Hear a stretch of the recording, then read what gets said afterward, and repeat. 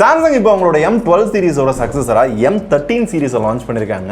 M13, M13 5G. அதாவது என் கையில இருக்க அந்த ரெண்டு போனும் ஒரே போன் தான். ஆனா அந்த ரெண்டு போனுக்கு என்னென்ன டிஃபரன்ஸ் அப்படின்றத வீடியோல சொல்றேன். இந்த ரெண்டு என்னன்னு கேட்டீங்க அப்படின்னா அந்த 5G வேரியன்ட்ல மொத்தம் 3 கலர் இருக்கு. அதுல 2 கலர் நம்மகிட்ட இருக்கு. இப்போ இந்த ரெண்டு போனையுமே அட் அ டைம்ல அன்பாக்ஸ் பண்ணி ஓபன் பண்ணோம் அப்படின்னா முதல்ல போன் இருக்கும். இந்த போன் பாத்தீங்க அப்படின்னா அக்வா கிரீன், இந்த போன் பாத்தீங்க அப்படின்னா மிட் நைட் ப்ளூ கலர். இதுக்கு இடையில 15 வாட் சார்ஜர் இருக்கும். அதாவது பட்ஜெட் போன்ல இன்னும் சார்ஜரை தூக்கல அப்படின்றதுக்காக பாத்தீங்கன்னா 5 வாட் சார்ஜரை கொடுத்துருக்காங்க. டைப் சி சார்ஜிங் கேபிள் இருக்கு. இந்த பட்ஜெட்ல சாம்சங் போன் வாங்குற நிறைய பேர் கவனிக்காத ஒரு விஷயம் என்ன அப்படின்னா அந்த சிம் எஜெக்டர் பேப்பர்லாம் காணோம், அதையும் தூக்கிட்டாங்களா அப்படின்னு நினைப்பாங்க. ஆக்சுவலா இந்த சைடு இருக்கும். இப்படி எடுத்தீங்க அப்படின்னா இங்க அந்த பேப்பர் சிம் எஜெக்டர்லாம் கொடுத்துருப்பாங்க. ஸோ ரேப்பரை ஓபன் பண்ணி இந்த ரெண்டு போனையும் கையில் எடுத்தோன்னே எனக்கு ஃபர்ஸ்ட் பிடிச்சிருந்தது பாத்தீங்க அப்படின்னா அந்த கேமரா கட் அவுட் இல்லாம இருந்த அந்த டிசைன் பாத்தீங்க அப்படின்னா எனக்கு பர்சனலா பிடிச்சிருந்துச்சு. ஆனா அந்த கேமரா பம்ப் லைட்டா இருக்கு. அதனால வெறும் போனை நீங்க கீழே வச்சீங்க அப்படின்னா கண்டிப்பா அடி வாங்கணும். முதல்ல இந்த போன் வாங்குறீங்க அப்படின்னா சேர்த்து கேஸ் வாங்கிக்கிறீங்க, பாக்ஸ் உள்ள கிடையாது. அப்படி போட்டா மட்டும்தான் உங்களால வந்து சேஃப்டியா வச்சுக்க முடியும். அவர் அந்த M13 சீரிஸ்ல 5G அப்படின்னு தனியா ஒரு வேரியன்ட் இருக்கிறது காரணமே இதோட ப்ராசஸர் தான். Dimensity 700 கொடுத்திருக்காங்க. 11 5G பேண்ட் இருக்கு. இதோட காம்பினேஷன் ஆஃப் ஹார்ட்வேர் பாத்தீங்க அப்படின்னா 12 GB RAM இருக்கு அப்படின்ற மாதிரி Amazonலாம் பார்த்திருப்பீங்க. ஆக்சுவலா மேக்ஸிமமே பாத்தீங்க அப்படின்னா 6 GB RAM தான். இன்னொரு 6 GB RAM பாத்தீங்க அப்படின்னா RAM plus டெக்னாலஜி யூஸ் பண்ணி 12 GB அப்படின்ற மாதிரி சொல்லுவாங்க. 128 GB இன்டர்னல் இருக்கு. மெமரி பத்தல அப்படின்னா டெடிகேட்டடா மெமரி கார்டு ஸ்லாட் கொடுத்திருக்காங்க. Up to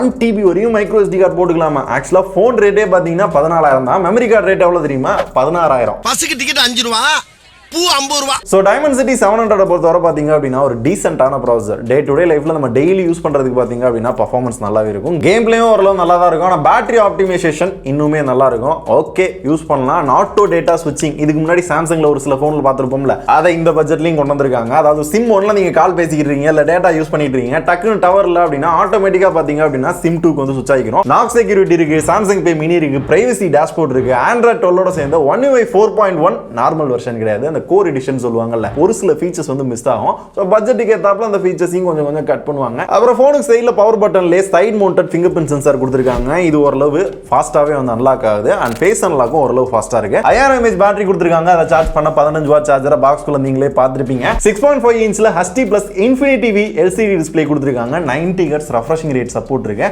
and also Corning Gorilla Glass 5 ப்ரொடெக்ஷனும் கொடுக்குறாங்க. வைட் வைட் எல்லோன் சப்போர்ட் இருக்கு. அப்படியே பேக் சைடுல பாத்தீங்க அப்படின்னா 2 camera, 50 megapixel main camera, 2 megapixel depth கொடுத்திருப்பாங்க. ஃப்ரண்ட்ல பாத்தீங்க அப்படின்னா 5 மெகாபிக்சல் செல்ஃபி ஓரளவு ஓகேவா தான் இருக்கு. போர்ட்ரேட் பிக்சர் ஓரளவு அந்த பிளருமே வந்து ஓகே. எட்ஜஸ் ஓரளவு அங்கங்க பாத்தீங்க அப்படின்னா ஒரு மாதிரி தான் தெரியுது.